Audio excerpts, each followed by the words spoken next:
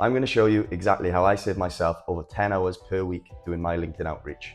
Here's the problem with manual LinkedIn outreach. The more time you take to personalize the message, the more time it's going to take for you to actually send that message. So that includes getting the lead's name, getting their LinkedIn URL, researching their website, and then generating a whole message out of that. Let's say it takes 5 minutes to do this per lead. That's finding the lead, doing the research, and then sending the actual message.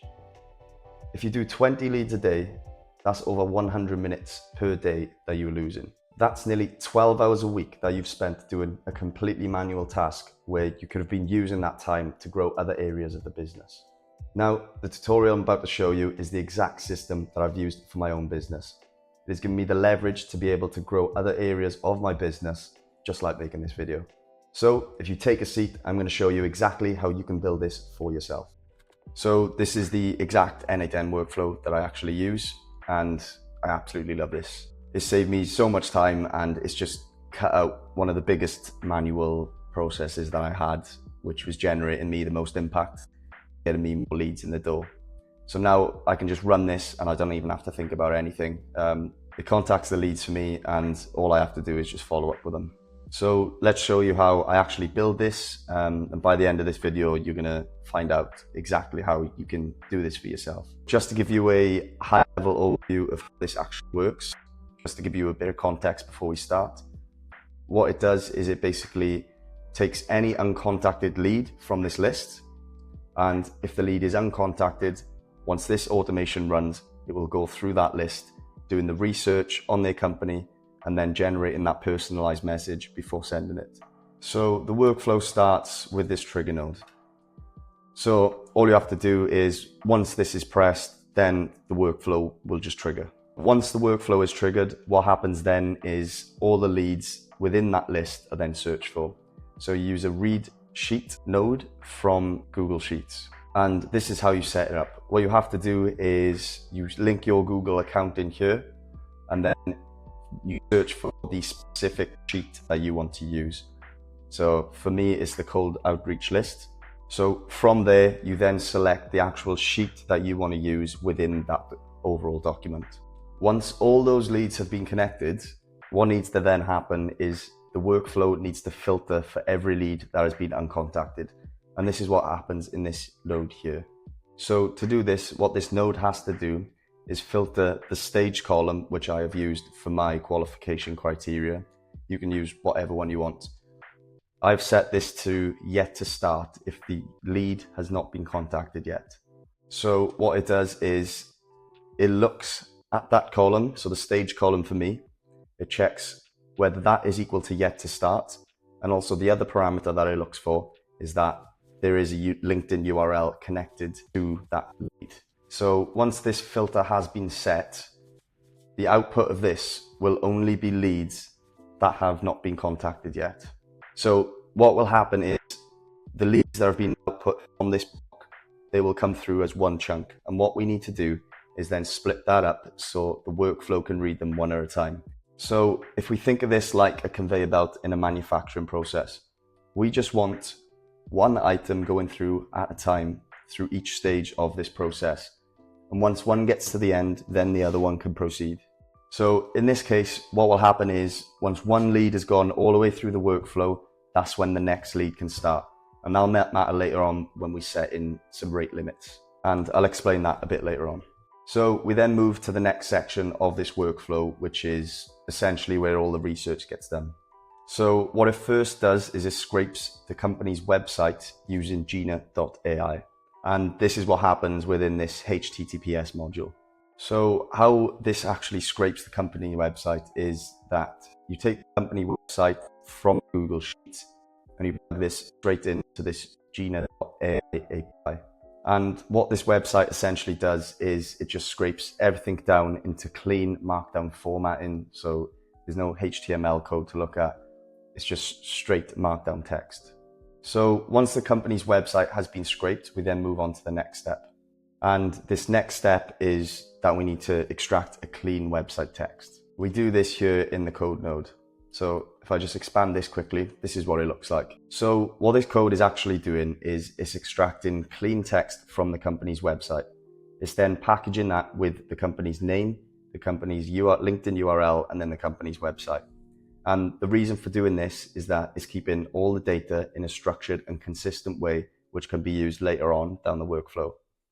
So once we've done that, we can move forward. And then what we're doing is we are extracting some data from the lead's LinkedIn URL. And this is how we structure it in this HTTPS module. So the company that we use are ProxyCurl, and this is the URL that you would need to use for the API. You need to use a get method, and then the value that you need to be feeding into this API is the LinkedIn URL that the workflow has extracted from the Google Sheet. So the reason why we do it this way is because LinkedIn doesn't like you doing this directly. So we need to do it indirectly through a middleman, which in this case is ProxyCurl. And then the last node then is we need to extract all those signals into a set node. So if we look inside of here, this is the data that we want to be looking at further down the workflow. So as you can see, the relevant data that we want to look at in Mentor AI is name, LinkedIn URL, company website, website text, profile headline, profile summary, profile occupation, and then the profile current role. So what this does is it builds a picture of our lead within the workflow. Once we have done this, this gives the agents that we use in the workflow all the context it needs to generate a really solid response. And this is what I'm about to show you next. We need to use 2 research agents for the next bit, so we have the most effective output possible. So the first one is the company research agent. The user message prompt is where we'll give the agent different data from previously workflow and to give it all the context that it needs to be an effective prompt. The next thing to set up in this node is the system message, which is where we'll give the agent any prompt which you'd usually see within, say, your Claude or your ChatGPT or any other LLM. This is the part that gives us the output that we actually need. We then need to research the lead's LinkedIn account and set up very closely to what the previous node was. So again, in the user message, we want to be giving it all the data from previously in the workflow. And then we want to be giving it a system message then, which gives us the actual output. So I've tweaked this quite a lot over time, and I've really tried to get it to how I want to sound. And I think that's really important when you're generating a personalized response, because there's so much AI slop out there and you really need to sound personable. And I think that's what makes the difference between getting a reply and not getting a reply. So moving on. And just to note, I'm using Claude as the model for both of these agents. So once everything has gone through the agents, gone through the rest of the workflow, we then need to prepare the outreach payload. So what this does is it takes the relevant data that we need from the Google Sheet, which is the LinkedIn URL, the prospect's name, and also the company website. And then it takes the connection note from what has been generated from the agents. To do all this, you then set it up in a set node like this, and it basically just packages all the data that we need for the rest of the workflow. And what we're doing now is we're just getting ready to send that connection request with the note. Again, we need to look up the LinkedIn profile using a third-party provider, just for the reasons that I've already explained. And the provider that I've decided to use this time is a company called Unipal. And you want to be using their API for this because it works very effectively. And once you've set up an account with Unipal, you need to use an API key. It's pretty self-explanatory, it's quite easy. And then also you have an account ID, which you can see here, you just plug it in. So moving on, we then send the connection request with Unipal as well.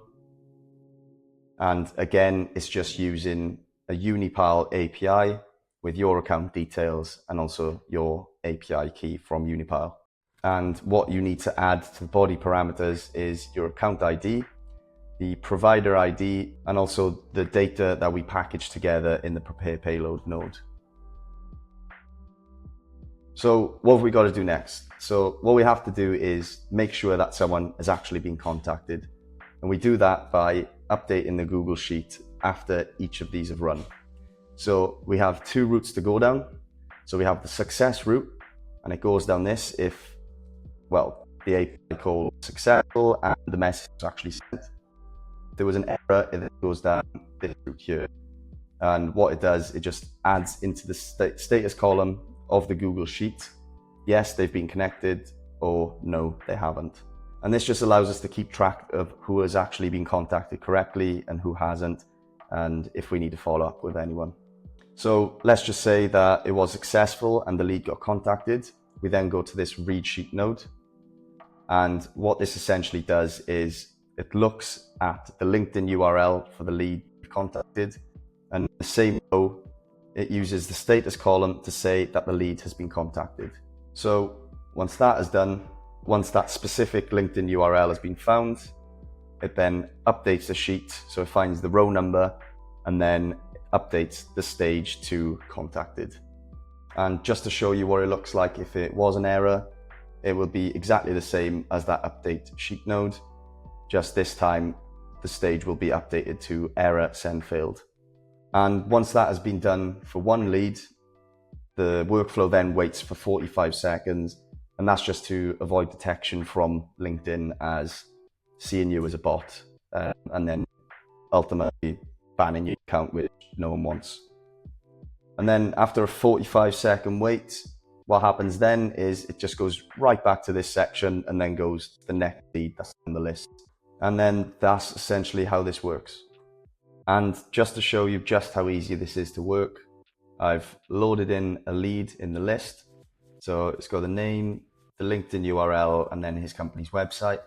And then also the stage is set to get to start, which is the qualification parameter that I've been looking at.